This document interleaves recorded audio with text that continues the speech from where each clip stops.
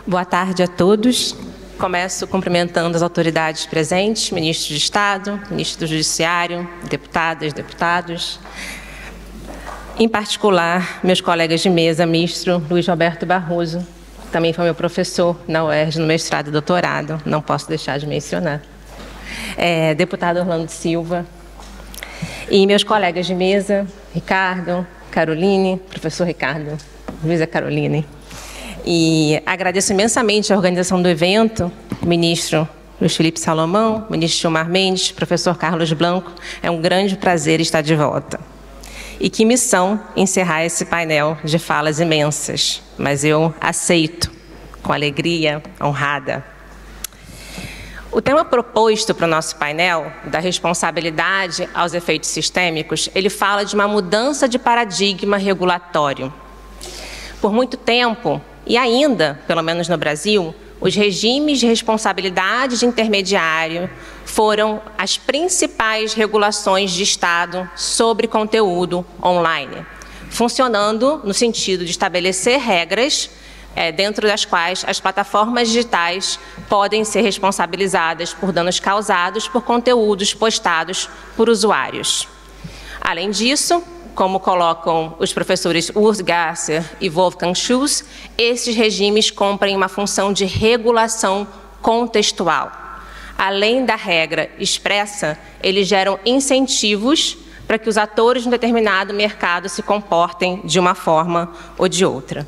Existem muitos regimes possíveis. O Brasil adotou o artigo 19 do Marco Civil, um regime centrado na decisão judicial, como muitos aqui já sabemos, e não posso resistir, estando nessa mesa, considero também um regime constitucional, uma escolha constitucional do legislador brasileiro, ainda que insuficiente para garantir o que eu chamo de uma governança democrática das redes sociais, das plataformas digitais. Isso para começar dizendo que nós, brasileiros, precisamos de um marco regulatório de plataformas digitais que nos prepare para sermos uma sociedade cada vez mais digitalizada. Isso posto, a ideia de apuração e mitigação de efeitos sistêmicos, ela vem nesse contexto de mudança de paradigma, ao qual a literatura europeia se refere, na expressão de Giancarlo Frozio, como um shift from liability to responsibility. Eu peço desculpas pela expressão em inglês, a tradução literal em português não tem o mesmo efeito, mas o sentido da coisa é que é uma mudança da responsabilidade civil por dano, por casos específicos, para uma responsabilidade ampla, inerente ao modelo de negócios, inerente àquela atividade, que acarreta na adoção de uma série de mecanismos, muitos deles de natureza procedimental, para garantir que aquela operação da plataforma caminhe no sentido do interesse público. Os efeitos sistêmicos, nesse sentido, eles chegam como uma solução regulatória possível, e eu digo possível porque ainda é altamente experimental, que reconhece que a operação das plataformas pode gerar riscos, pode gerar efeitos nocivos que, número 1, são inerentes à forma como esses sistemas funcionam, e, número 2, ganham relevância no sentido coletivo, e não apenas no sentido individual. Na forma como esses mecanismos vêm sendo implementados, em particular no DSA, na regulação europeia, eles ainda estão, ainda que não expressamente, focados em regulação de conteúdo. Então, eles se referem a conteúdos específicos, o que é desejável, mas não é suficiente. Eu tenho atuação acadêmica. Eu sou professora no IDP e lidero um grupo de pesquisa no Instituto Weizenbaum, pelo Centro de Ciências Sociais de Berlim, que é focado em tecnologia, poder e dominação. Então, de forma bem ampla, o que a gente tenta fazer é olhar para as tecnologias como agentes que influenciam na vida, nos interesses culturais, políticos, econômicos, mas também como objeto, que é moldado por instituições diversas, inclusive pela regulação. E nós temos que, dessa relação, surgem novas implicações para as relações de poder e de dominação. tanto as pré-existentes como as que advêm do desenvolvimento da tecnologia. Esses resultados são muito visíveis, por exemplo, no domínio das corporações globais de tecnologia e na alavancagem ou não que os Estados-nação têm para conformar as dinâmicas peculiares a esses mercados digitais. Isso para dizer que eu particularmente tenho olhado para esse debate sobre responsabilidade, sobre efeitos sistêmicos, pela lente do poder. Não só porque eu gosto, mas porque eu entendo que o que nós temos hoje em dia é não apenas um debate regulatório, que se desenvolve há mais de 20 anos já, vale dizer, mas também um debate sobre poder. Por isso que eu fiquei muito feliz quando o ministro Barroso, logo no início, trouxe o poder privado, né, e a dimensão de conformação de poder que é inerente a essa discussão. Então, estamos falando sobre como um determinado grupo de empresas se torna tão poderoso e o que nossas instituições podem fazer para conformar esse grupo aos requisitos do regime democrático, por assim dizer. A ideia de poder das plataformas já começou a ser teorizada pela literatura especializada. Rose van Dijk, professora holandesa, por exemplo, explica que esse poder se expressa na capacidade de desenvolver normas técnicas e econômicas interoperáveis que controlam um conjunto de mecanismos que operam na plataforma e que vão resultar numa capacidade de alavancar essas operações a partir de efeitos de rede e difusão global. Uma pegada bem focada na infraestrutura aqui. E segundo a autora desenvolve, daí derivam uma série de circunstâncias e preocupações sobre a acumulação de poder em sentidos específicos. Então, um poder sobre dados, por exemplo, para reutilizar os fluxos de dados em looping muitas vezes e ir alimentando, por exemplo, os algoritmos das plataformas. Um poder que se refere a essa função de gatekeeping, de guardião de um determinado caminho, que dá às plataformas o poder de intervir e orientar o tráfego de conteúdo online. Um poder que se traduz em dependência, como alguns anunciantes, a mídia tradicional, trabalhadores e usuários passam a depender dessa infraestrutura para estarem inseridos política e economicamente. E ela vai se referir a um poder que se refere ao seu potencial para interferir nas funções sociais e democráticas da sociedade, do que eu derivo a ideia de um poder político.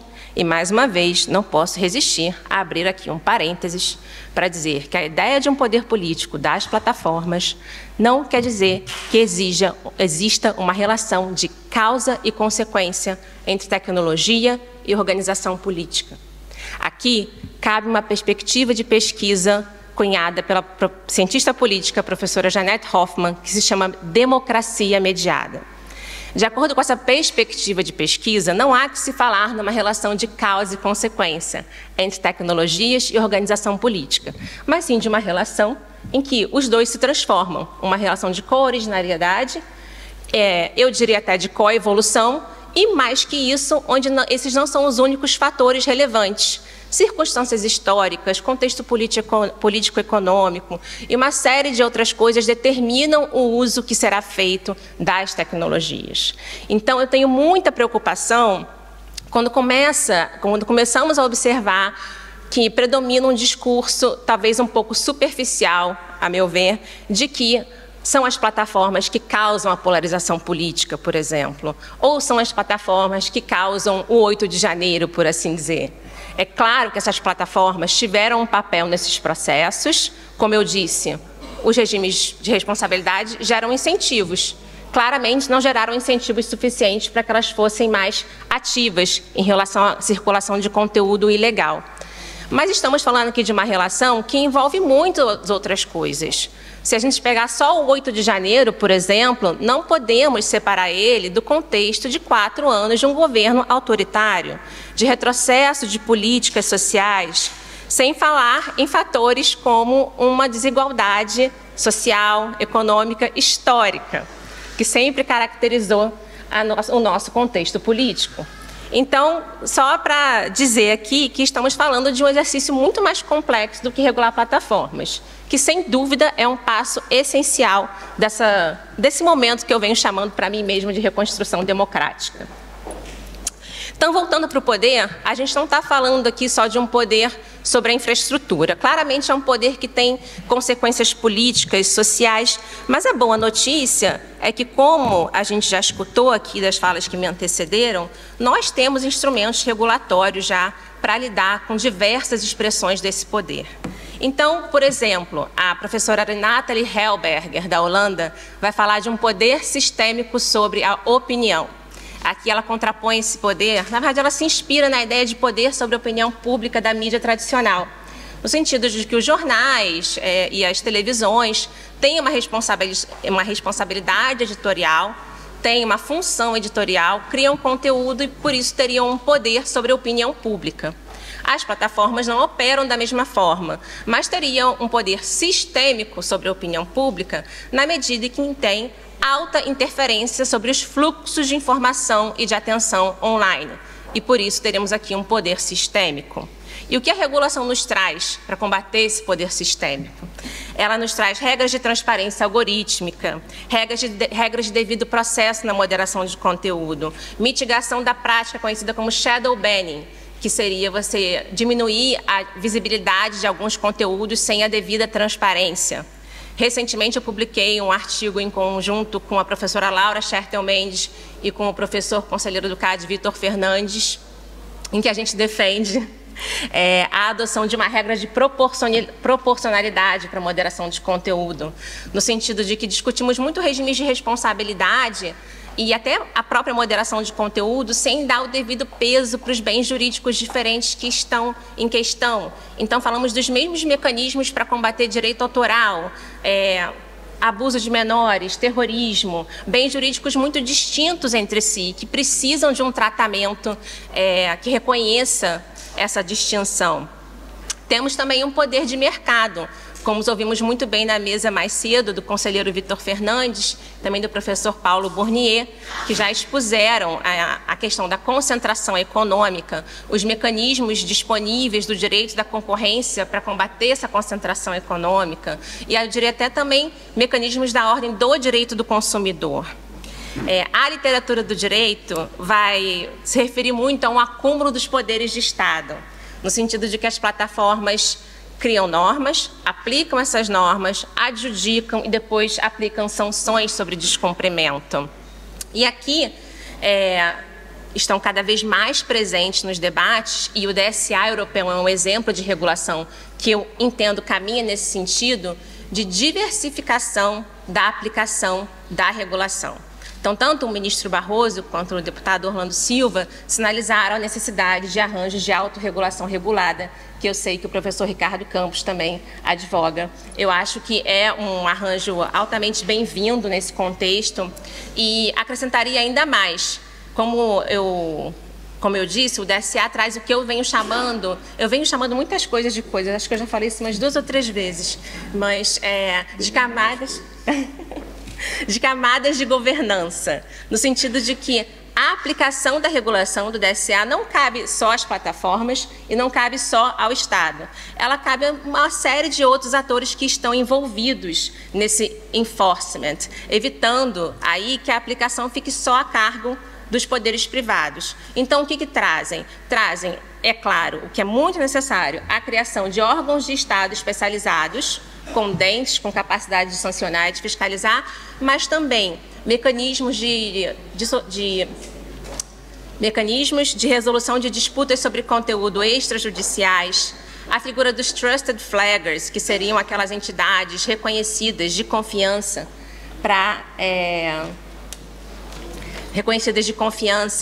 que poderiam sinalizar um conteúdo e gerar uma remoção imediata. Trazem também a figura das auditorias independentes, que seriam responsáveis por verificar em que grau estão sendo cumpridas as obrigações da lei.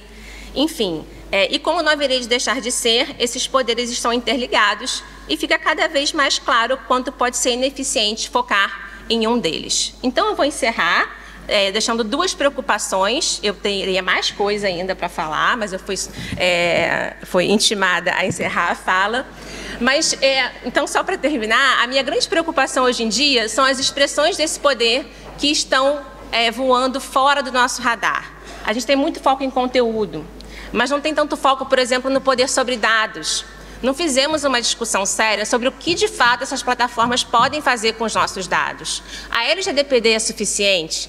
LGPD é suficiente? Não sei. Acho que é uma conversa que precisa acontecer. Em que medida nossas informações podem ficar sendo utilizadas para determinar o tipo de conteúdo político que nós recebemos ou não recebemos. Enfim, encerro por aqui. Vou citar o meu colega, diretor do Internet Lab, Chico Brito Cruz, que sempre diz que regular as plataformas digitais é uma tarefa da nossa geração. Eu assim entendo e tenho confiança que a nossa geração vai cumprir essa tarefa. Muito obrigada.